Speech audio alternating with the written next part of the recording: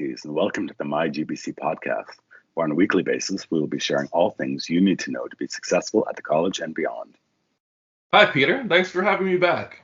My classmates are talking about plagiarism. What is it, and how can I avoid it? Hi, Kenrick. It's good that you and your friends are talking about plagiarism. The simplest way I can describe it will be to ask you to imagine your next assignment that's due. You're excited and eager to finish it.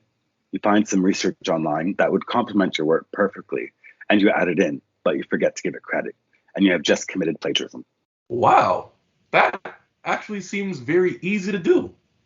But can I get in trouble for that? You sure can. You see, plagiarism is the act of taking credit for someone else's work. It's a serious academic offense, which includes presenting the work, words, images, or thoughts of others as your own, without identifying and giving proper credit to the original source. The act of plagiarism can be intentional or unintentional, but the consequences are just as serious.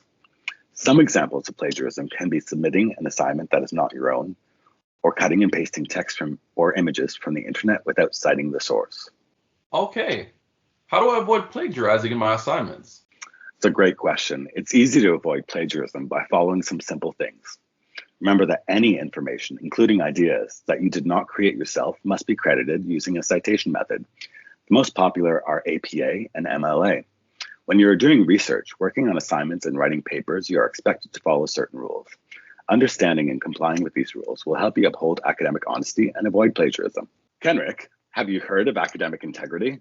I think so. Are you talking about things like not cheating on exams, not submitting assignments that are not my own, and taking credit for other people's ideas? Exactly. If you go to our online learning microsite, you will see a list of scenarios that you and your friends could face during your time at the college. And in each instance, we have given you what the right decision is. So not only do you not end up cheating, but actually learning and thriving in your studies. Awesome.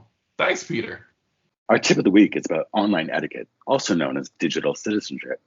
And it refers to the norms and principles in which we're expected to follow when interacting online. It is important to recognize that an online classroom is in fact a classroom, and certain behaviors are expected when you communicate with both your peers and your instructors. Here's our top tips on how to be a good digital citizen and to create a positive digital footprint in your online classes. 1. Respect others and their opinions. 2. Sarcasm and humor do not come across well online. 3. Don't post or share inappropriate material. You know what that is. And don't forget, grammar and spelling matter. Thank you so much for listening today. We'll be back next week with more awesome information.